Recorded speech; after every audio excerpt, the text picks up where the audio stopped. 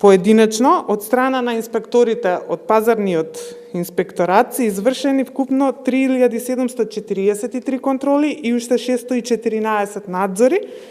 поврзани со почитувањето на здравствените протоколи за отварање и работа на кафетерии и угостителски објекти кои послужуваат храна, но поврзани и со законите за трговија, за заштита на потрошувачи, со Законот за угостителска дејност, Законот за заштита од пушење и други закони.